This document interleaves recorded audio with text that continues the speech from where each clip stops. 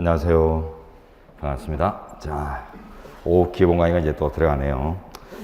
네, 지금 뭐 이렇게 기본 강의로 확 들으실 이제 시즌은 아니지만 일단 잘 챙겨 들으시고, 인강이든 다이어넥트로 이제 챙겨 들으시고, 나중에 이제 진무나 이제 이후 문제들에 대비해서, 마지막 뭐 우리 5급 공채 시험은 그렇게 막 헌법이 그렇게 비중 있는 과목은 아니죠, 그죠? 패스지다 보니까. 그래서 맥락을 잘 짚으시고, 헌법 과목이 뭘 요구하고 뭘 연구하는지 맥락을 잘 짚으신 다음에, 뭐 딱 골격만 잘 잡아도 여러분들이 패스하는데 큰 무리가 없는데, 근데 다만 이제 요 최근에는 보면은 판례 시험화되는 추세가 조금 이제 반영되고 있죠. 모든 헌법 시험은 이제 직렬마다 구분 없이 판례 시험화되는 경향을 가집니다.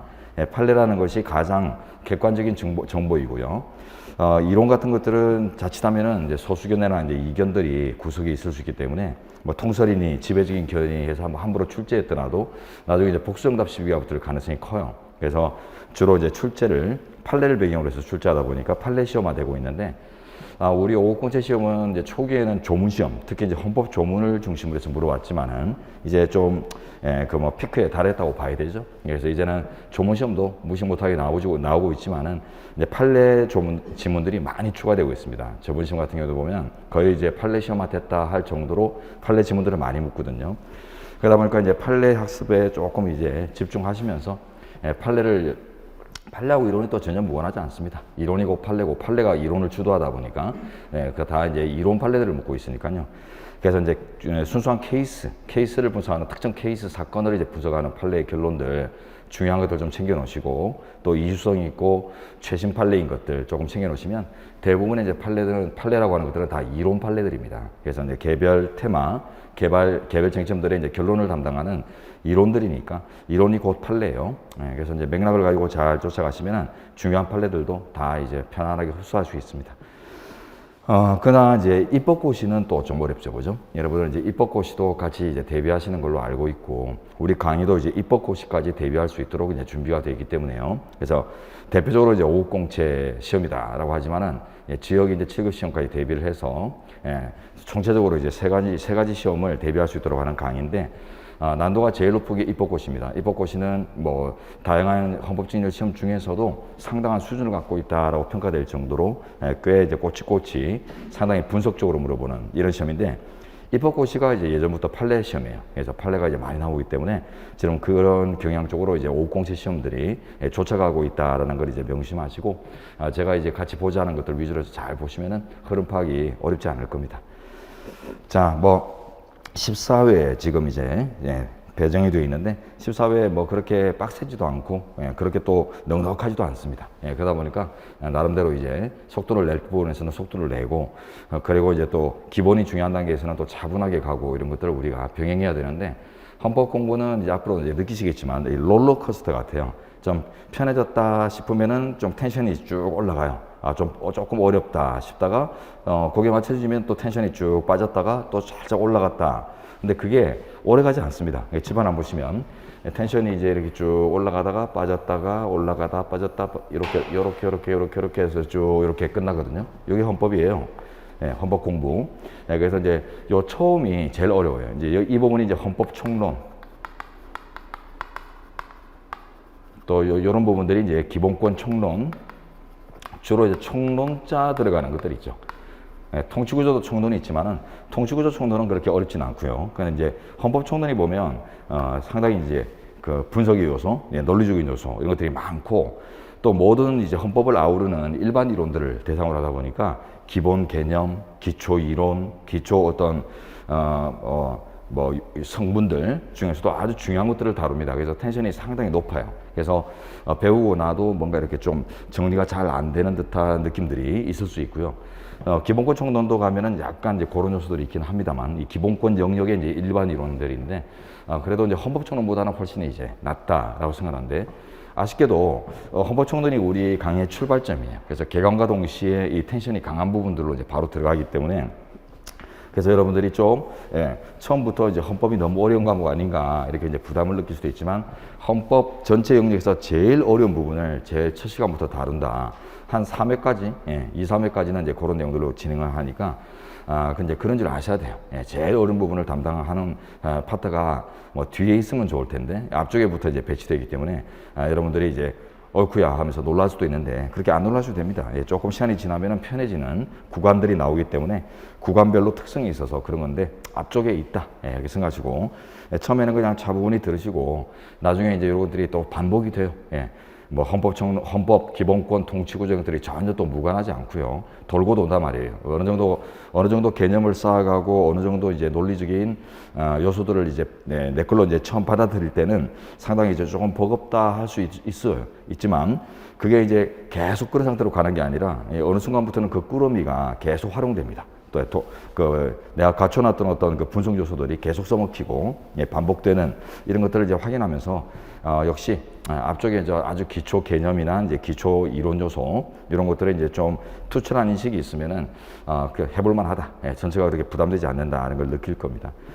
자, 일단 헌법 중요한 게 법학은 개념 싸움이에요. 개념 싸움인데 헌법은 더더구나 그렇습니다. 이 기초 개념이라는 게 워낙 강조되는데 용어하고 개념 이런 것들이 버무려져 있어요. 용어 자체가 중요한 개념들을 포섭하는 이런 용어로 구성되어 있고요. 그래서 용어와 개념을 아울러서 여러분들이 어떤 내용을 갖고 있는 것들인지 쓰임새를 잘 알게 되면 그런 것들이 계속 반복해서 쓰이고 반복해서 판례로 반영이 되고 또 그게 드래그돼서 지문이 되고 하는 것들인데 그런 것들이 이제 익숙해질 단계가 되면 이제 시험 칠 준비가 다 된 거고요. 네, 그런 데 이제 집중을 해서 강의를 진행하겠습니다. 그래서 이제 그냥 딱 결론이 나 있는 부분들에 간단한 경로와 결론 정도 알려드리는 이런 정도로도 이제 강의를 진행할 수 있겠지만 그보다 이제 더 바닥에서부터 시작해서 아주 이제 기초되는 용어, 쉽게 예를 들자면은 주관적이다, 객관적이다, 추상적이다, 구체적이다, 또 뭐 국민의 권리다, 인간의 권리다, 뭐 이런 용어들 여러분들이 뭐 당연시 할 수도 있겠지만은 나중에 또 분석을 해보면 어떤 의미로 여기서 쓰이고 있는지 어떻게 구별돼야 하는지 이런 것들이 상당히 중요한 확실해야 되는 이런 과목들이 이제 헌법이거든요. 그러다 보니까 여러분들이 이거 잘 알아야지만 의미를 이제 깨우쳤다라고 볼 수 있겠구나. 주관, 객관, 절대, 상대 뭐 이런 표현들이 막연하게 쓰고 막연하게 이제 감지할 뿐이지 법학에서는 이제 정확한 인식을 요구하기 때문에 그런 것들에 대한 이제 인식이 약하면은 완전히 이제 아는 것 같아도 완전히 안다라고 볼 수 없는 경우들이 간혹 나옵니다. 그래서 이제 그런 부분들에 제가 이제 집중하는 강의를 진행하고 있으니까 처음 시작하시는 분들도 그런데 이제 걱정하지 마시고 잘 따라오시기 바라는데요. 자, 어쨌든 그래도 제가 이제 여러분들의 눈높이 시작해서 여러분들의 이제 성공의 그 지점까지 이제 같이 리드를 하겠지만 제가 생각하는 여러분 눈높이하고 또 여러분 실제 눈높이가 서로 다 개인차도 있고 다를 수 있기 때문에 제가 이제 여러분들 놓치고 지나가는 것도 있으면은 그죠? 제 입장에서는 이 정도는 당연하겠지 했지만 또 여러분들 입장에서는 당연하지 않은 것들이 있을 수도 있어요. 그런 것들은 꼭 질문을 해주시고 제 카페 선동주원법 제가 다음에 있습니다.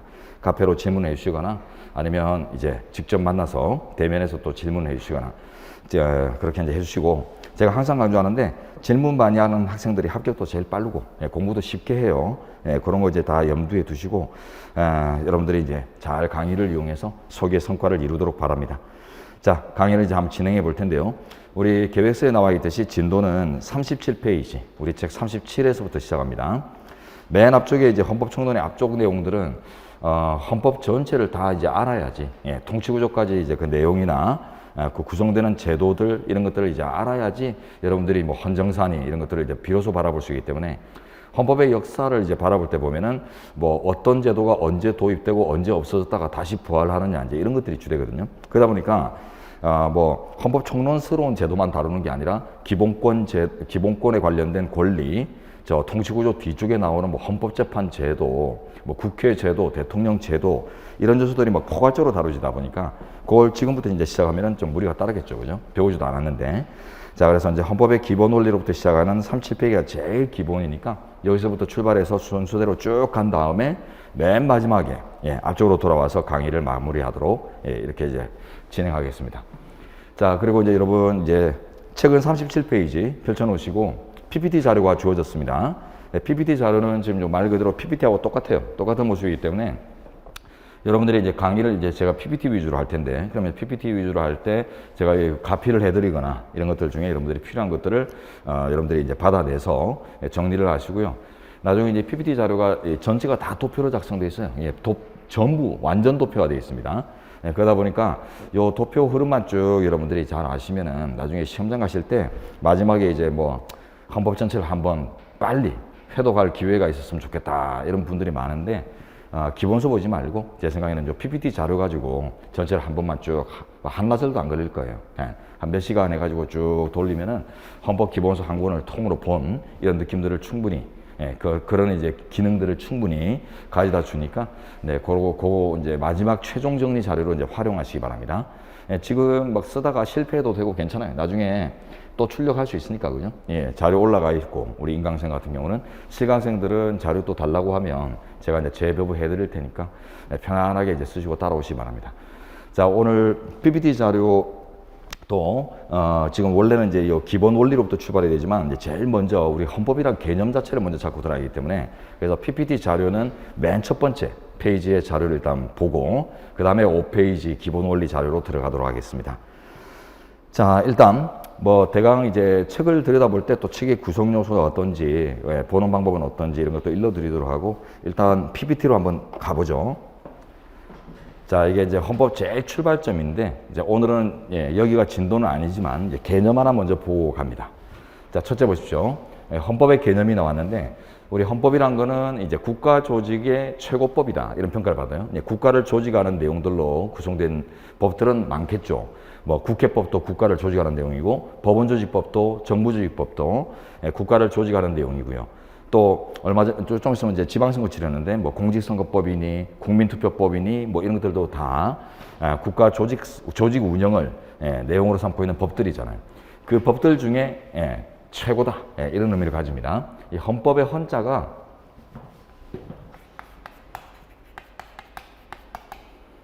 이게 이제 법헌자 또는 이제 큰 헌자 이런 의미인데, 법 중에 법이다 입니다. 법 위의 법이다. 모든 법들을 질서 지우는 법이다.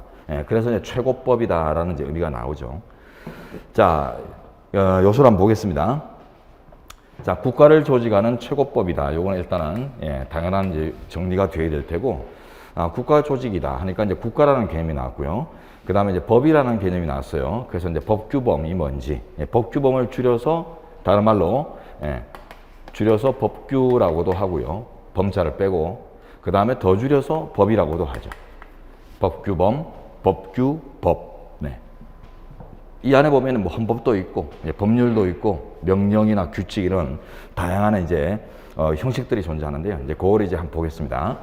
먼저 이제 국가를 조직하는 법이라고 했는데, 국가라는 것이 이제 일정한 영역과 일정한 거주민, 즉 이제 공간적 요소와 인물적 요소, 그 다음에 이제 권력적 요소, 통치 권력을 보유하는 집단을 얘기합니다. 이게 이제 국가 3요소설이라고 해서요. 국민, 영토, 주권 이런 식으로 표현되죠. 하나의 이론인데 우리 헌재 판례가 지금 채택하고 있는 이론입니다. 국가는 근본적으로 세 가지 요소를 가져야 한다. 그래서 공간적 요소와 인물적 요소, 그리고 이제 권력적 요소 세 가지가 있었는데, 이 권력적 요소라는 것이 말 그대로 이제 그 질서를 유지하기 위한 최소한의 강제적 장치죠.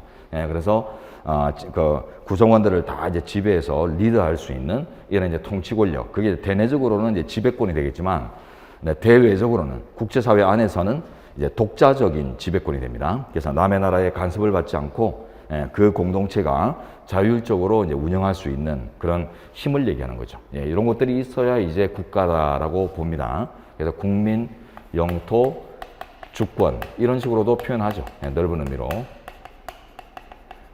요걸로 나중에 이제 풀어내야 될 중요한 판례들도 있고 하기 때문에 국가 3요소설도 이제 미리 좀 봐두시고, 어려운 게 아니죠. 자, 그 다음에 이제 사회규범이라는 용어가 나옵니다. 요거는 이제 지금 국가조직최고법 안에 들어가 있는 내용은 아닌데, 우리가 이제 법이다. 법이라는 개념을 보기 위한 더 큰 개념이 이제 사회규범이라는 개념인데요. 요것도 이제 벤 다이어그램으로 보도록 하죠. 자, 사회규범.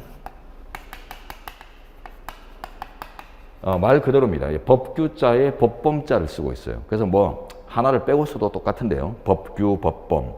결국 이제 한 공동체 사회를 질서 지우는 룰들을 얘기합니다. 공동체 구성원, 룰.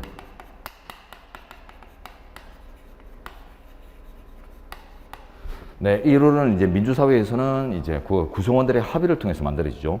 독재국가나 전제국가 시절에는 이제 일개 지배자들이 그 룰을 제시했겠지만, 입헌주의 체제에서 이제 이런 민주화된 사회에서는 우리 국민들의 합의된 결과들입니다. 그래서 전체 공동체의 대다수가 옳다고 생각하는 것들을 담은 규칙, 요걸 이제 사회규범이라고 하는데, 이 사회규범은 이제 다양한 것들이 있어요. 예전에 이제 어떤 뭐 국가 제도를 통해서 뭔가 질서가 부여되기 제대로 관철되기 전부터도 도덕이라는 거, 윤리라는 거 이런 것들이 있어 왔고요. 그 다음에 또 종교, 그죠? 옛날에 뭐 비아노고 하면 이제 종교 이런 것들이 중요했잖아요, 그죠? 제사장 이런 것들. 그래서 하면 자 종교 분야의 어떤 교리들 이런 것들도 있을 수 있고, 그 다음에 이제 관습 이런 것들도 있죠, 그죠? 다양한 것들이 있습니다, 그죠? 다양한 것들이 있을 수 있는데 그 중에 우리가 이제 법을 배운단 말이죠, 법학. 그러면 이제 법이라는 규범은 뭐냐? 법이라는 사회 규범은 뭐냐 하니까 다른 거하고 이제 차별되는 하나의 요소가 있습니다. 자, 뭐냐면 강제성이에요. 강제성. 네. 예. 그래서 다양한 사회 규범들과 마찬가지로 공동체를 구성하는 하나의 질서이지만 그게 이제 국가를 통해서 강제력의 지원을 받는다. 그래서 이제 법은 강제성을 보유한 사회 규범으로서 특징을 가집니다. 저게 이제 PPT 안에 내용이 다 들어가 있죠. 들어가 있는데 지금 사회 규범이라는 용어와 법 규범이라는 용어를 이제 관계 지우는 이런 이제 벤다이어그램 인식만 하시면 돼요. 인식만. 이 자체가 뭐 외우고 뭐 공부 대상이고 이러진 않아요. 그러나 이런 기초도 없이 법을 공부하다 보면은 나중에 다양한 이제 표현들을 우리 판례가 쓰고 이론으로 이제 반영되고 할 텐데, 그때 이제 여러분들이 막 이래 뭐라고 할까요? 인식에 갭이 생겨요. 막 격차가 생기고 그러면 안 돼요.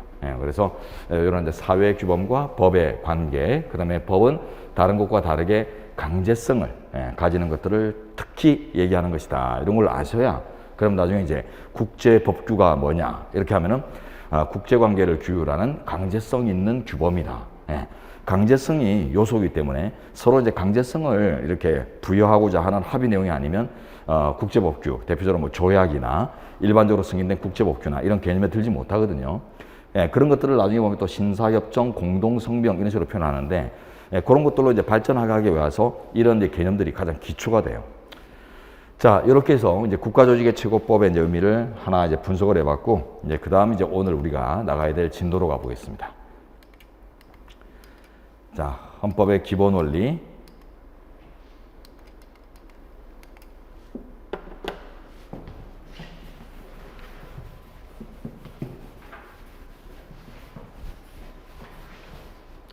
자, 일단 오셔서 그냥 구별되는 개념들을 좀 보셔야 돼요. 5페이지입니다. PPT 필기자로 5페이지. 자, 헌법의 기본 원리라는 용어, 그 다음에 기본 인권 또는 뭐 기본권, 줄여서 이제 기본권, 그리고 기본 제도, 이런 용어들을 학계에서 분류해서 따로 쓰고요. 이제 딱 엄격하게 구분했습니다. 그리고 우리 헌법재판소도 이제 이 개념들을 차용을 하고 있는데, 자, 원리라는 개념은 말 그대로 근원이 되는 이치죠. 근원적 이치. 즉, 이상적인 관념이나 신념, 가장 이상적이라고 생각하는 신념들을 얘기하고, 이런 헌법주의 또는 입헌주의 사회에서는 이제 가장 이상적인 이념이 뭐 국민 주권부터 시작해서 민주주의, 법치주의 뭐 이제 이런 것들이 기본이 되겠죠. 근데 이런 것들은 상당히 이제 추상적이고, 그래서 그 내용들을 사례에 따라서 많이 이렇게 구체화시켜야 됩니다.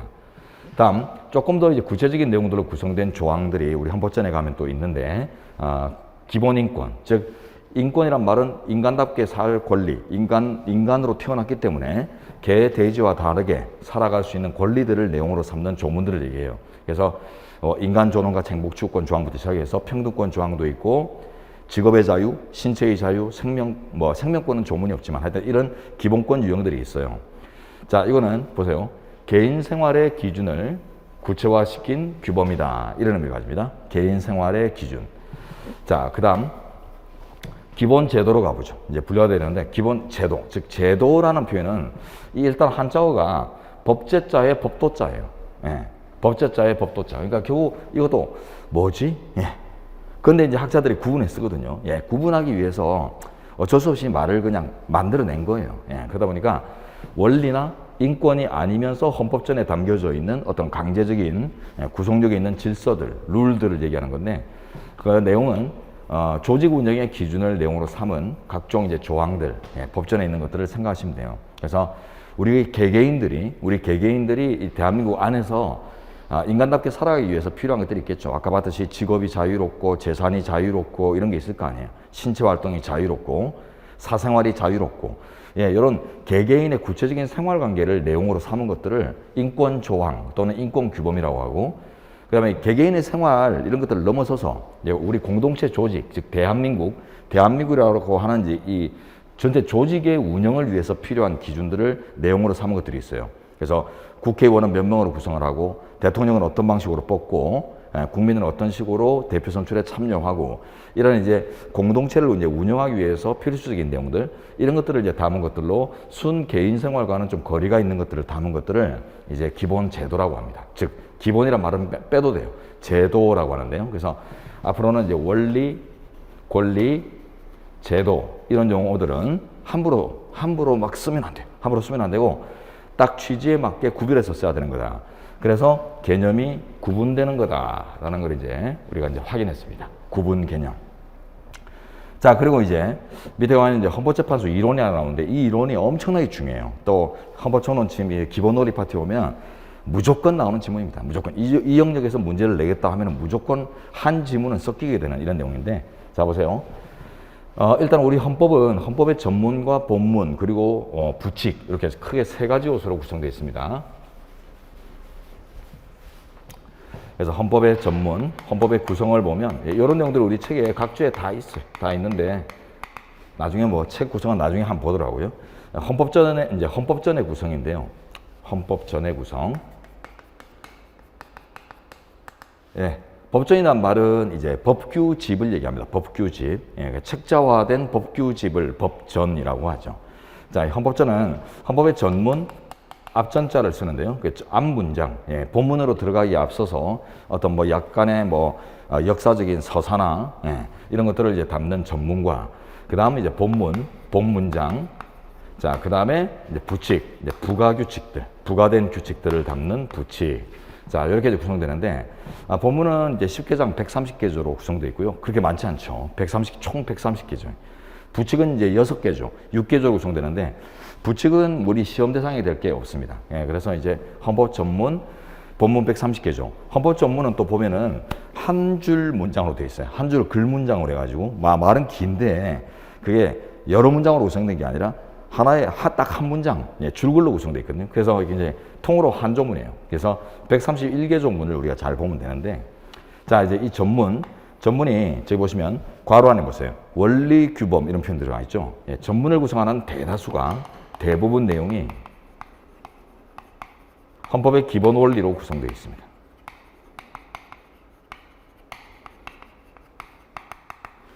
네, 그래서 이제 우리 PPT는 간단하게 요약을 해서 헌법 전문 또는 이제 헌법 전문의 대다수를 이루는 원리 규범의 성격. 그러니까 이제 헌법 전문이 대다수가 90% 이상이 이제 헌법의 기본 원리를 내용으로 삼았기 때문에 헌법 전문의 법적 성격이 뭐냐 이렇게 묻는 거는 다른 말로 하면 헌법 기본 원리, 저 위에서부터 기본 원리의 법적 성격이 어떤 거냐 이걸 묻는 거하고 항상 똑같아요. 그래서 전문, 원리 이런 것들은 항상 세트가 된다라는 이제 의미를 좀 아시고 자, 그 다음에 이제 제도, 위에서 봤죠. 제도 규범. 자, 이게 이제 권리 규범하고 어떤 관계가 있느냐 했을 때 권리 규범과 전혀 무관합니다. 그래서 권리 규범성을 제외한 한정적인 규범의 성격만 가진다. 그래서 헌법의 전문도 또 뭐 각종 제도를 내용으로 삼은 이런 조직 운영 기준을 내용으로 삼은 제도 규범이란 것도 결국 헌법전에 담겨져 있는 강제력 있고 구속력 있는 하나의 룰이기 때문에 그래서 뭐 입법부나 행정부가 행위를 할 때 또는 이제 헌법재판소나 이런 심판부가 그 행위가 위헌인지 여부를 판단을 할 때 모든 과정에서 강제성을 가지는 이런 법규범은 되는데 이제 권리규범성은 제외되고 있다. 이게 이제 중요한데요. 결론적으로 이제 보세요. 이겁니다. 기본 원리, 기본 인권, 기본 제도는 서로 구분되는 전혀 별개의 제도라고 했어요. 구분이란 말이 이제 별개 개념이라는 거죠. 그러다 보니까 우리 현재는 헌법의 기본 원리로부터 뭐 기본권을 직접 도출할 수 있다, 이런 논리를 인정하지 않습니다. 다른 개념이니까.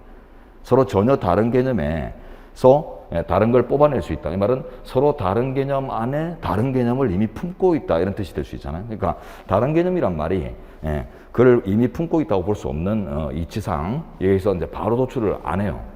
마찬가지로 또 이런 판례가 있는데요. 헌법의 기본 제도로부터 뭐 선거제도나 지방자치제도나 이런 제도로부터 직접 권리를 도출할 수 없다, 이런 판례가 또 나오거든요. 결국 이제 판례가 딱 두 가지 방향인데요. 나머지 경우수는 생각하지 마세요. 나머지 경우수에 대해서는 아직 판례가 없기 때문에 판례가 있는 것만 가지고 정리를 하자면 헌법의 기본 원리로부터 헌법의 기본 권리를 직접 도출할 수 없고, 또한 제도 규범으로부터 권리 규범을 직접 도출할 수도 없다. 요 두 가지 판례가 있거든요. 요게 이제 밑에 담겨 있잖아요. 그래서 헌법의 원리나, 자, 위하고 대조해서 보세요. 헌법의 원리나 헌법의 제도, 그죠? 원리나 제도로부터 권리를 도출할 수는 없다. 권리 규범성은 제외된다. 이게 중요해요. 권리를 도출할 수는 없다. 네, 그거는 밑에서 정리되는 게 아니라 밑에 거는 이제 위에서 나온 결론들을 텍스트화 시킨 것이고, 결국 정리는 위에서 끝나는 거예요. 서로 구분되는 별개의 개념이다라는 이제 이치에서부터 그 결과 원리로부터 권리를 바로 직접 도출할 수 없고, 제도로부터 인권을 직접 도출할 수도 없다. 이게 두 가지 판례가 있고요. 그 두 가지 판례를 텍스트화 시키면 이런 결론으로 간다. 자, 이게 엄청나게 중요한 내용인데, 요걸 이제 책으로 들어와서 먼저 확인해 보겠습니다. 여러분 37페이지. 자, 책으로 들어와서 제4절 한국헌법의 기본 원리 제목이 나왔는데요. 우리 책의 이제 구성을 좀 봐야 되겠습니다. 그 큰 제목 밑에 보면 제가 이제 주제어라고 하는데요. 우리 헌법이 추구하는 이데올로기 분석 과정이다. 자, 이렇게 해서 간단한 어떤 맥락으로 이루어진 지금 주제어들을 제가 이제 심어놨거든요. 요게 이제 그 밑에 제1항 제목, 항 제목 밑에도 보면은 들어가 있어요. 밑에 이제 밑줄이 이렇게 쭉, 밑줄 음영이 들어가 있는 이런 것들이 다 주제어인데, 이 주제어는 이제 어떤 기능을 하냐면 이 해당 파트에서 이제 다루는 전체 대강을 직관할 수 있도록, 그래서 이제 이런 한 줄 간단한 문장을 가지고 헌법 전문에서 이런 걸 다루는 거구나, 이런 것들을 이제 직관할 수 있도록 제가 만들어 놓은 장치고, 그다음에 이제 오른쪽에 오른쪽 보면 이제 사각형 박스 안에 코멘트라고 해서 어떤 말들이 또 쭉 들어가 있는데, 요거는 제 말입니다. 제 말. 제가 이제 이 분야에 대해서 아주 이제 직관적으로 여러분들이 이제 전체의 의미를 좀 더 구체적으로 바라볼 수 있도록 제가 이제 코멘트를 달아놓은 것들이에요. 그래서 안에 내용들이 보면은 뭐 일상적인 용어 이런 거를 통해서 이제 법을 표현하는 이런 이제 표현법들을 갖고 있으니까요. 어렵지 않게 읽을 수 있거든요. 여러분들이 이제 이 책을 가지고 이제 미리 좀 예습을 하겠다, 아니면 대충 뭘 봤는지를 한번 전체 개관을 해보고 싶다 하면은 이 주제어하고 코멘트를 보시면 돼요. 그러면 이제 이 영역에 대충 이런 걸 다루고자 하는 것이다. 이런 것들을 이제 감지할 수 있으니까 그거를 이제 개인적으로 활용해 보시고, 이 자체가 시험 대상은 아닙니다. 자, 그리고 이제 본문에 들어가시면은 그 이제 이제 색깔 들어가 있는 부분들 있죠. 그거의 키워드예요. 키워드. 그래서 전체 문장 안에서 가장 이제 중심이 되는 이런 이제 키 문장들, 키 단어들, 합쳐서 이제 키워드라고 하죠. 이런 것들을 이제 제가 분류를 해놨고, 책을 볼 때는, 나중에 책을 정리할 때는 제가 이 키워드 안에서도 또 키워드, 그 중에서도 대빵 키워드를 또 찍어 드릴 거예요. 그럼 거기다 이제 표시를 좀 따로 하시면 좋겠고요. 그 다음 이제 한 장 넘겨보시면 39페이지, 자, 오른쪽 날개면 가보시면 이제 두 문자 박스가 나와요. 두 문자가. 그래서 뭐 사문법, 창없는 전문, 이렇게 이제 두 문자가 나오는데, 헌법은 두 문자가 엄청나게 중요합니다. 두 문자 싸움이라고 할 정도로 상당히 개념, 용어, 두 문자 이런 것들이 중요한데, 특히나 이제 두 문자는 외울 게 많은 부분들, 외울 게 있는데 잘 안 외워지는 그런 부분들에 주로 이제 설정이 많이 되어 있고, 또 잘 외워질 수는 있으나 여러분들이 꼭 외워야 된다라는 인식이 좀 약한 부분들이 있을 수 있어요. 그럴 때 이제 이거는 외워야 되는 거다, 여러분. 이런 것들을 제가 이제 정확하게 적시해 주기 위해서 이제 두 문자가 들어가 있는데, 일단 우리 두 문자는 다 이제 스토리텔링이 가능한 두 문자들이 99%입니다. 그래서 두 문자 안에 그 이야기들이 다 들어가 있어요. 예, 그래서 의미 있게 이제 읽어두시면은 뭐 암기한다기보다는 이해와 더불어서 암기가 될 수 있는 이런 요소로 이제 구성이 되어 있으니까 나중에 차분히 이제 하나씩 보시도록 하고. 자, 그리고 이제 돌아와서 37페이지 아랫단으로 가보시면 이제 각주가 들어가 있죠. 이 각주들은 여러분 뭐 연구서들에 들어가는 일반적인 각주처럼 더 세밀하고 더 분석적이고 막 이런 더 발전적인 뭐 이런 학문적인 내용들을 담은 게 아니에요. 대부분은 기초 개념, 기초 용어 이런 것들을 설명하고 있습니다.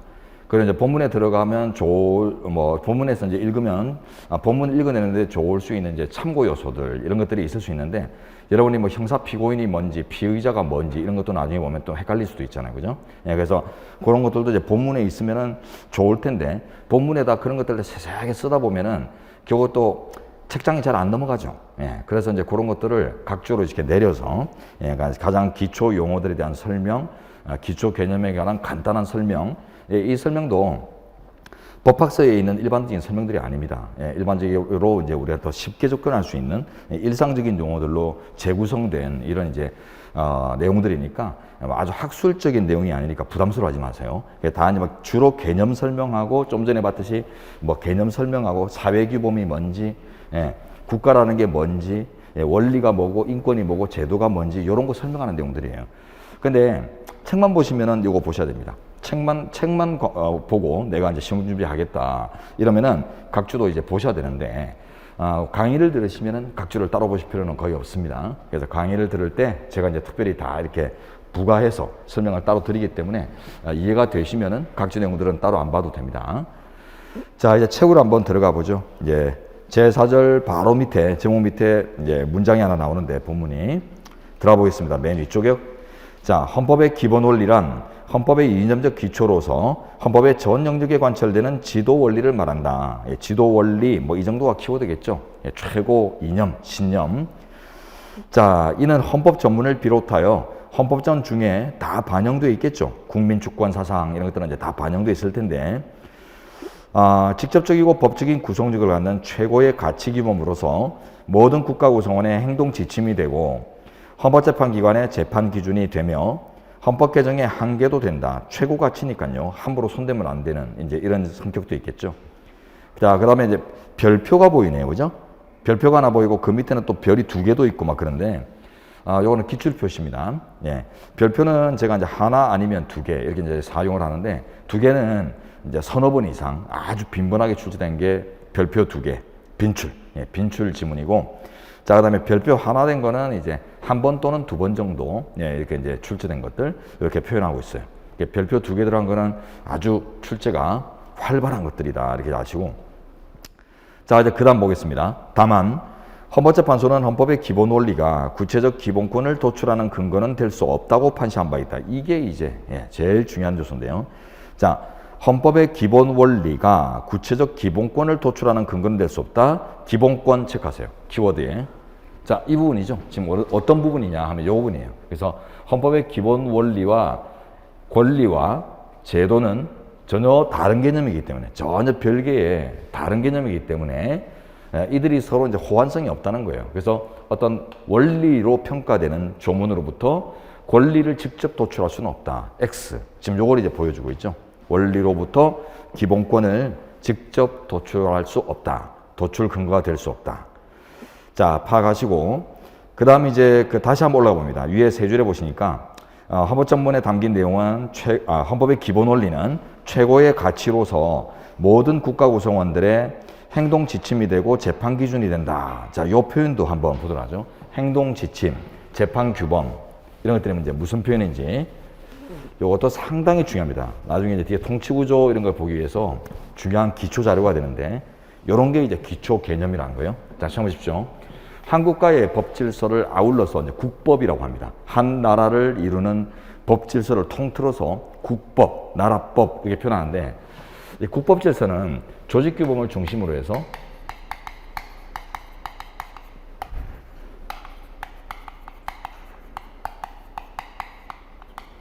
자, 조직 질서를 기준으로 조직 규범을 기초로 해서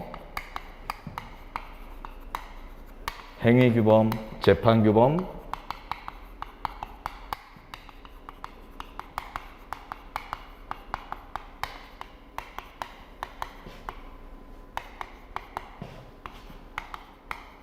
총체가 돼요.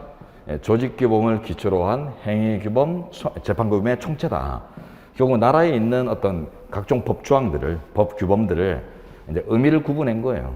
그래서 어떤 조직을 만들기 위해서 필요한 규범이냐, 만들어진 규범이 실제 행위하는 과정을 구속하기 위해서 존재하는 규범이냐, 아니면 법원이나 헌재와 같은 이제 심판기구들이 재판을 내림에 있어서 지켜야 될 준칙을 내용으로 삼은 거냐 해서 이제 다시 분류한 겁니다. 그래서 조직규범, 행위규범, 재판규범이 되는데, 여러분 이제 5공채 하시고 이렇게 입법고 준비하시는 학생들 같은 경우는 행정법 하시잖아요. 행정법 보면 행정법이 행정조직법과 행정작용법으로 크게 구분되거든요. 그게 이거예요. 행정조직법과 행정작용법. 네. 예, 그런 식으로 이제 의미를 갖고 있다는 걸 이제 아시고, 자, 그러면 이제 요거는 좀 아십시오. 이제 용어를 좀 아시고, 요거 나중에 감사원이나 이런 데 가서 이제 부정할 때 엄청나게 중요한 요소가 되는데, 뒤에 가서 이제 다시 볼 테니까. 자, 이제 벤다이어, 도해 하나만 이제 기억을 하세요. 텍스트로 자꾸 기억하지 말고, 도해로 그냥 딱 연상을 하는 게 좋습니다.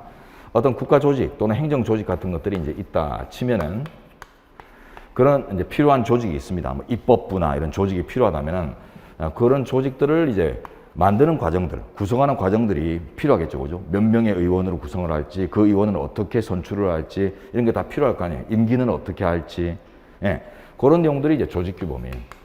조직화 규범. 자, 그리고 이제 이런 규범을 통해서 조직되는 이제 이 구체적인 조직체가 이제 자기 기능을 수행하겠죠, 그죠? 국회라면 이제 나라의 가장 대표적인 규범인 법률을 만들 테고, 그죠? 예, 각종 이제 나라 살림을 돌보는 이제 원천들을 다루게 될 텐데, 예, 그런 과정들이 지켜야 될 절차들입니다. 예, 그래서 뭐 법률을 제정하려 치면 어떤 절차에 따라서 법을 만들어야 되고, 이런 이제 규범들이 있을 거예요, 그죠?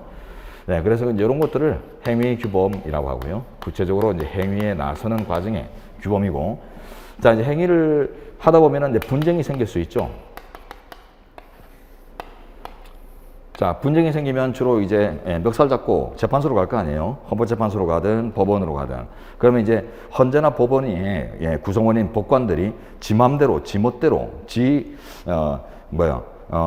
기호에 따라 이렇게 심판을 내리면 안 될 거 아니에요. 그래서 그 정해진 이제 심판을 내릴 때마저도 구속을 하는 이런 이제 사회 룰이 있을 텐데, 그 룰을 재판규범이라고 합니다. 재판 과정을 구속하는 공동체의 룰, 요건 재판규범하고, 근데 보세요. 이게 좀 별개의 의미를 따로 가질 때도 있지만은 하나의 규범이 여러 가지 성격을 다 가질 때도 있습니다. 쉽게 하면 뭐 민주주의다, 국민주권이다, 이런 원리들 한번 생각해 보죠. 그거는 민주주의나 국민주권, 법치주의 이런 것들이 국가를 어떻게 조직하는 과정에서도 구성력 있는 내용이 되겠죠. 국민이 주인이 되게 만드는 조직이 필요하기 때문에. 자, 그리고 이제 그런 조직들이 이제 행위를 할 때도 국민이 주가 되게 행위를 하라라고 할 것이고, 재판관들이 이제 심판을 볼 때도 국민이 주가 되게 심판 내려라라고 구속할 수도 있잖아요. 그러니까 이렇게 딱 구분될 수도 있어요. 상황에 따라 순 조직적인 요소만 담고 있거나 순 행위 과정만 규율하는 내용들의 조문들도 있겠지만, 또 좀 큰 퀄리티가 큰 규범들은 이 전체 과정들을 동시에 규율하기도 합니다. 그렇기 때문에 이거는 그냥 의미론적으로 이제 분류해 본 결과물이니까 이런 건 이제 전체 이제 흐름의 과정들만 이해하고 계시면 됩니다. 자, 됐습니다. 결국 이제 우리 다시 읽어보죠. 그러면 이제 저 세 줄로 다시 옵니다.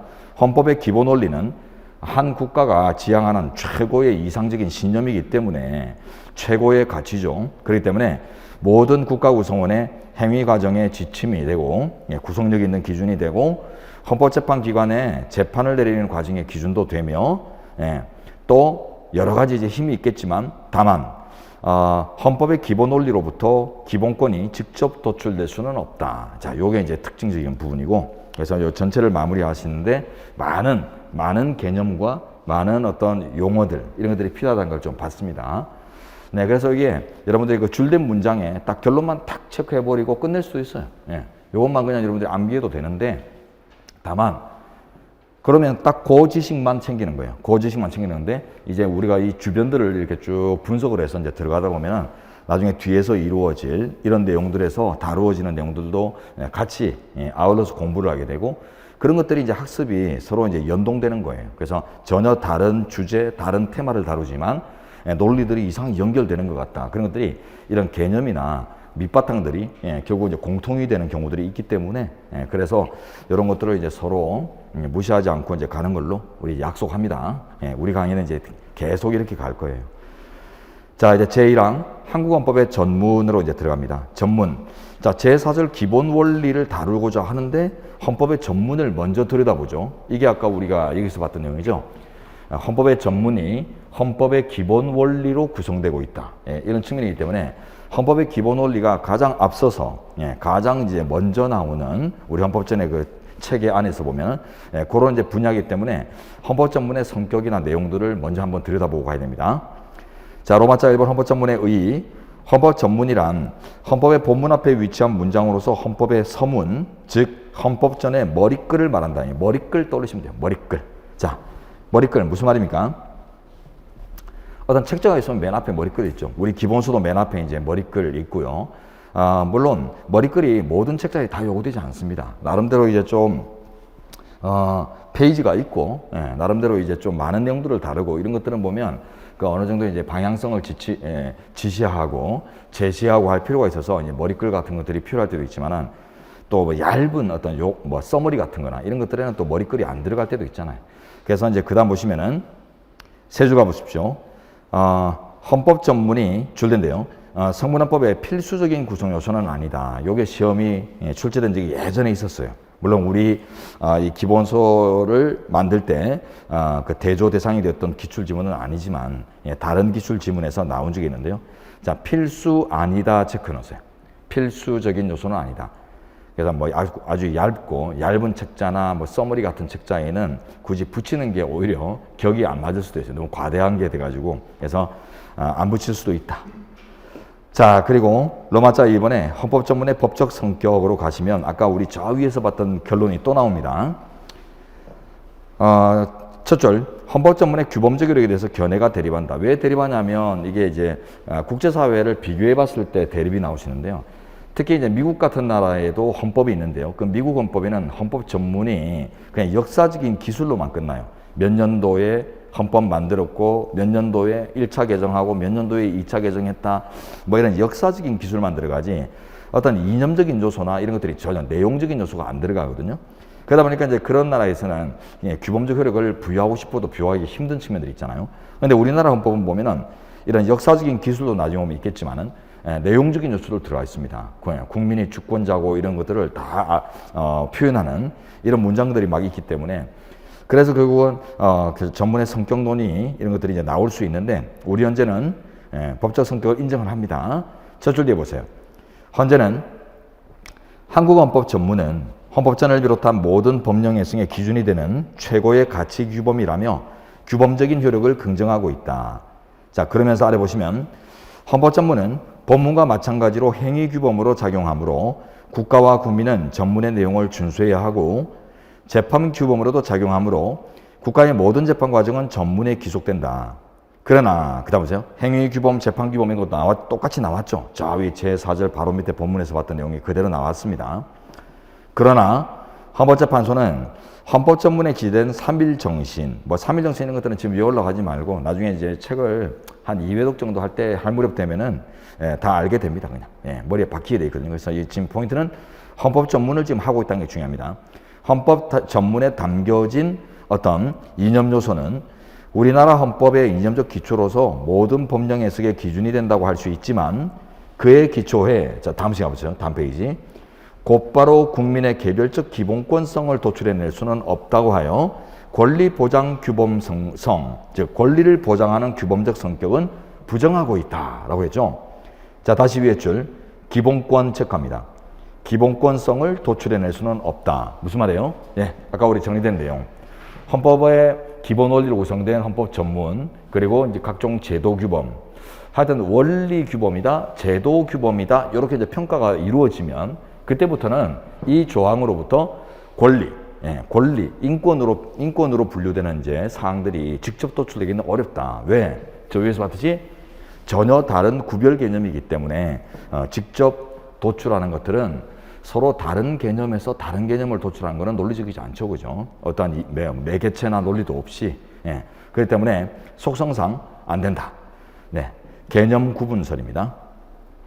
자, 똑같은 내용이 나왔고, 그 밑에 이제 판례 박스는 지금 안 봐도 될 것 같아요. 지금 보지 마시고, 자, 로마자 3번으로 와서 한국헌법 전문의 내용으로 들어가겠습니다. 자, 헌법 전문 이제 회색 음영에 들어가면 이제 조문이 보이는데, 아까 말씀드렸듯이 전체가 한 문장이에요. 한 문장. 예, 줄글로 이루어진 한 문장입니다. 이것도 대단한 이제 기술인데, 안에 내용들은 적극적으로 보는 게 아니고요. 자, 밑에 이제 도표가 나와 있죠. 이 도표가 지금 전문의 내용들을 의미론에 기초해서 이게 분류를 해 놓은 겁니다. 그래서 이 도표를 잘 이해하시면 되는데, 자, 먼저 세로 좀 보시면 건국이념, 기본 원리, 국민의 과제 크게 세 가지로 구성됩니다. 기본 원리의 기출 표시, 즉 별 표시가 들어가 있죠. 네. 그리고 이제 기본 원리 그 두 번째 파트가 양이 제일 많죠. 이게 뭘 보여주죠? 헌법 전문은 단순한 뭐 역사적 기술적 요소 외에 대다수의 내용이 헌법의 기본 원리로 구성되고 있다 이 말이에요. 그래서 안에 보시면은 국민주권의 원리, 국제평화주의부터 사회국가 원리까지 다양한 이제 우리 앞으로 배울 이 원리들의 기초들이 다 들어가 있습니다. 자, 그리고 됐습니다. 그러다 보니까 이제 헌법 전문의 법적 성격을 얘기할 때는 항상 헌법 기본 원리의 법적 성격과 똑같은 결론이 나오게 된다라는 이치가 있고요. 그리고 이제 오른쪽 가시면 자, 이제 비교 대상인데 헌법상 법치주의 원칙, 사회국가 원리, 문화국가 원리는 명문에 직접 규정이 없습니다. 예, 이 내용을 직접 담고 있는 이런 규정은 없지만은 우리 헌법 체계상 이미 구현되고 있습니다. 헌법 전문으로부터 시작해서 본문의 각종 문장들이 요걸 이제 수용을 하고 있거든요. 그러니까 요걸 이제 오지문으로 물은 적들이 있기 때문에 오른쪽에 두 문자 사문법 해서 기억합니다. 사회국가, 문화국가, 법치주의 원리는 직접적인 규정은 없지만 다 구체화되고 있다. 자, 사문법. 보통 이제 여러분들이 이제 조문은 있지만은 그게 이제 활용성이 없는, 그 실제 활용이 안 되고 있는 이런 이제 조문들을 얘기할 때 뭐 사문화된 조항이다 이런 표현들을 많이 쓰죠, 그죠? 물론 이게 사문화됐다는 뜻은 아니고 두 문자가 이제 그런 의미예요. 그래서 그런 이제 스토리텔링으로 두 문자를 이제 기억하시기 바랍니다. 사문법 이렇게. 자, 그리고 이제 두 번째 항목 봅니다. 헌법 전문의 전통문화의 계승 발전과 민족문화의 창달, 개인의 자유와 창의의 존중은 명시 규정이 없다. 자, 또 두 문자에서 보시면 창자 들어가는 것들이 보면 헌법 전문에 없는데 요게 이제 있다고 해가지고 예전에 사법시험에서부터 오지문들이 많이 나왔거든요. 그래서 이것도 이제 두 문자 오른쪽에 창 없는 전문 해서 이제 기억하시는데 전문 밑에다가 여러분 그 두 문자 박스 안에 전문 밑에다가 괄호해서 이렇게 써놨어요. 대문. 예. 헌법을 하나의 집으로 가정을 해보면은 그 집을 이제 들어갈 때 출입할 때 제일 먼저 맞닥뜨리는 것이 대문이죠. 그래서 헌법 전문이 우리 헌법전에 이제 대문 역할을 하는 건데, 그래서 이제 여러분 그 어느 집이든 보면 그 대문에다가 창을 내는 집들은 없어요. 웃기죠, 그죠? 대문에 창이 달려 있는 이런 집들은 없잖아요. 그렇기 때문에 창 없는 전문. 그래서 대문에는 일반적으로 창을 달지 않는다. 이렇게 해서 이제 기억을 해 놓으십시오. 자, 그리고 이제 왼쪽으로 다시 옵니다. 그 도표에 이제 맨 처음으로 올라가는데 건국이념이란 파트인데 요게 또 출제성이 엄청나게 높아요. 헌정사. 헌정사라는 용어를 먼저 좀 정리를 할게요. 물론 헌정사 구체적 정리는 이제 우리 강의 맨 말미에 이루어집니다. 종강 무렵에 이루어지는데, 자, 일단 헌정사를 이제 개별 파트마다 필요한 것들은 조금씩 짚어볼 수도 있고 미리 조금씩 해소해 버릴 필요가 있는 것들도 있기 때문에 이제 많이 쓰게 될 텐데, 헌정사는 대한민국의 입헌 정치의 역사를 얘기해요. 입헌 정치 역사. 요걸 줄여서 헌정사 이렇게 표현하거든요. 입헌 정치의 역사. 입헌주의니 뭐 헌법주의니 이런 용어들은 헌법의 기초에서 국가 권력을 이제 통제하는 이런 원리들을 이제 입헌주의라고 합니다. 입헌이란 말은 헌법이라는 국가 조직법을 통해서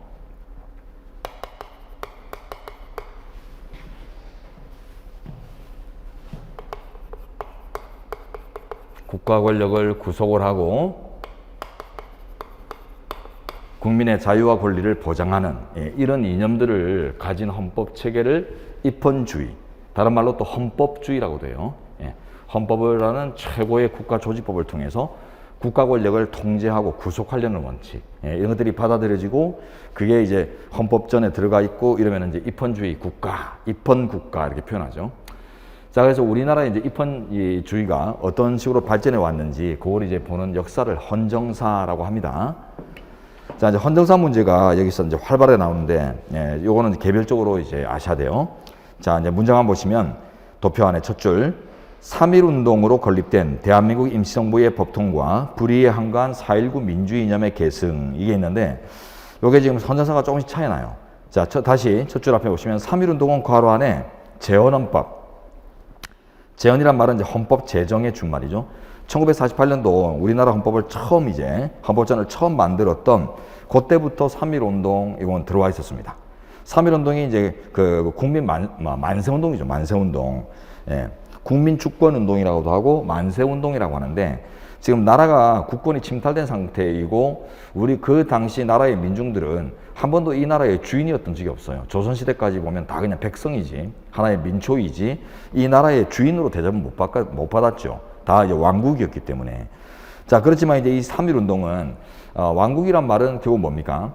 남의 나라예요. 왕이라는 존재의 나라고 우리는 그 피지배물에 불과하고 이랬던 시절에 이제 머무르지 않고 자신들이 태극기를 들고 총칼에 앞서가지고 피를 흘리더라도 우리가 이 침탈된 국권을 우리가 뺏어 회복하겠다. 이렇게 이제 운동을 했잖아요. 근데 결국은 남의 왕의 나라다 생각하면 할 수 없는 행동이라 생각한 거예요. 왕의 나라일 뿐이다라고 하면 이 민초들이 백성들이 목숨 걸고 독립을 외칠 수가 없는 거고 이는 자신들이 스스로를 이 나라의 주인으로 인식하기 때문에 이런 이제 행동들이 가능하다. 그래서 이걸 이제 국민주권운동 또는 이제 3.1 만세운동이라고 칭하는데 이 당시 이제 국제적으로도 엄청나게 그 이슈가 됐었어요. 대한민국의 3.1운동이. 그래서 하나의 어떤 식민지 피지배 층에 불과했던 존재들이 자신들의 이제 그 주인된 권력들을 내세우는 이런 것들이 엄청 깨우침을 줬거든요. 전 세계적으로. 상당히 개봉적이었습니다. 그러다 보니까 이런 것들이 당연히 우리 헌법전에 대한민국을 건국함에 있어서도 이런 이제 어떤 정신들이 바탕이 된다는 게 들어가야 되겠어요. 그리고 이제 48년도에 이미 인식할 있는 우리 역사적인 배경이니까 당연히 들어갔겠죠. 자, 그런데 이제 그 다음 보시면 대한민국의 임시정부의 법통 개정, 이거는 괄호 보시면 현행입니다. 현행. 이게 이제 오줌으로 많이 나오는데 이거는 이상의 재헌헌법에 못 들어가고 1987년도에 만들어진 제9차 개정헌법, 현행헌법에 비로소 들어오거든요. 근데 웃겨요. 3.1운동 다음 달 불과 한 달 차이로 만들어진 게 상해 임시정부예요. 예전에 이제 임시정부라는 것들이 이제 한반도 안팎으로 해서 다양하게 이제 분파를 가지고 있었는데 이제 3.1운동 그 다음 달에 상해에서 이제 통합정부가 만들어지거든요. 그 배경이 뭐냐면, 국민들이 자신들이 이제 주인의식을 가지고, 목숨 바쳐서 이렇게 나섰는데, 우리 엘리트들이, 민족 지도자인 엘리트들이 지금 가만히 있어 안 되겠다. 그래서 우리는 국권을 침탈당하고 나라도 지금 없고 아무것도 없는 상태지만은 민중들의 뜻을 받들어서 임시적인 정부 체제라도 만들어야지 국제사회에서 목소리를 받쳐내고 우리의 그 의미를 전달해낼 수 있는 매체가 되겠다 해가지고 그래서 임시정부를 만들어요. 그래서 상해 통합정부 또는 통합임시정부가 다음 달 4월 1일에 이제 만들어지는데 당연히 이제 재헌헌법 당시에서도 이제 인식될 수 있는 것이고 3.1운동의 하나의 결과물이라 볼 수도 있기 때문에 들어감직한데 이상의 재헌헌법에서는 안 들어갔어요. 이는 뭐냐면 임시정부 할 때 그 정부가 포인트입니다. 정부 체크해 놓으시고. 자, 임시정부는 임시국가가 아니죠. 어쨌든 국가 개념이 아니라 국가의 하부 개념, 즉 국가 권력 중에서도 입법, 행정, 사법 이런 이제 권력 중에서도 이제 정부, 행정에 관련해서 지금 이제 임시정부를 이제 수립한 것이기 때문에 자, 정부라는 격과 국가라는 격이 같을 수가 없는 거예요. 그래서 정부 위에다가 한번 쏩니다. 국격과 충돌될 수 있는, 충돌되거나 국격을 해칠 수 있는 이런 위험이 있을 수 있다. 잘못 넣었다가. 그래서 임시정부의 법통 개성이다. 이런 것들이 한 나라가 일개 정부 세력을 승계한다. 이런 의미들이 나라의 클래스를 세계적으로 떨어뜨릴 수 있는 위험이 있다 해가지고 처음에 이제 재헌 당시에 논란이 있다가 결국 빠졌습니다. 자, 근데 이게 이제 현행헌법에 다시 처음 들어온 이유가 뭐냐면 우리나라가 87년도에 9차 개정을 할 무렵에 북한이 9차 개정을 조금 더 먼저 했어요. 그래서 북한의 9차 개정 다음에 우리나라가 9차 개정을 하는데 북한의 9차 개정에서 임시정부의 법통 개정 조항이 새로 추가돼요. 그러다 보니까 우리 남한에서 야, 이 자칫하면 세계적으로 이 적통 계승자의 지위를 우리가 뺏길 위험도 있겠다. 넣자. 그래가지고는 부랴부랴 경쟁적으로 집어넣다 보니까 예, 뒤에 들어옵니다. 자, 다음에 4.19 민주주의 이념의 계승. 요거는 이제 현행헌법이다라고 포함되는데 포인트는 일단 민주주의 이념의 민주 이런 것들이 상당히 포인트인데 요거는 이제 좀 따로 외워놓으세요. 따로 외워놓으시고 4.19라는 것들이 이 개념 자체가 처음 들어온 거는 50때 처음 들어와요. 30때 죄송합니다. 박정희 그 30때 30헌법에 처음 4.19라는 것들이 들어오긴 하는데 그때는 민주 이념 계승이라는 의미로 들어오진 않았어요. 예. 4.19와 5.16의 혁명 정신으로 새 국가를 건설함에 있어 이런 식으로 해가지고 5.16 군부 쿠데타를 정당화시키기 위한 하나의 방편으로서 4.19를 살짝 부끄럽게 샤이하게 살짝 섞었거든요. 그냥 그거는 4.19의 국민들의 민주적인 저항 이념을 계승하겠다 이런 의미를 가지고 들어온 게 아니었기 때문에 그거는 헌정사로서 취급을 안 합니다. 인정을 안 해주고 그래서 4.19 민주이념 계승은 이제 50대 이제 없어졌다가 현행에서 민주이념 계승이란 표현들을 적극적으로 집어넣어가지고 새로 도입을 했기 때문에 그래서 4.19 민주이념 계승은 단순한 역사적인 어떤 소개를 넘어서 민주적인 저항 이념 그래서 국가 통치력이 잘 못하면은 국민들이 주인이기 때문에 어쨌든 깨는 것들이 정당화될 수도 있다. 이런 것들을 이제 받아들이는 이런 이제 수용책이기 때문에 현행헌법이라고 평가 내립니다. 자, 그래서 요거 세 가지 키워드는 시험에서 제일 많이 다루어지는 헌법 전문의 이제 역사들이고 헌법 전체의 중요한 역사이기 때문에 100% 암기가 이루어져야 됩니다. 자, 이렇게 해서 헌법 전문에서까지 기본 마치고 이제 오른쪽 하시면 제2항 국민주권의 원리 해서 이제 헌법의 기본 원리로 들어가는데 헌법의 기본 원리 뭐 우리 전문 PPT는 따로 안 보셔도 되겠어요. 전문은 책으로 바로 이제 정리가 다 가능하니까 PPT로 뭐 개관하는 의미가 이제 아주 약해요. 그래서 이제 놔두시고 자, 그다음에 이제 국민주권의 원리 들어가기 전에 PPT 보시면 기본 원리의 발전 역사 요걸 먼저 이해를 하시고 원리로 들어가야지 이제 호환적인 또 분석과 접근이 가능하기 때문에 요걸 하고 나서 국민주권으로 들어가겠습니다. 그 전에 좀 쉬었다 가도록 하죠.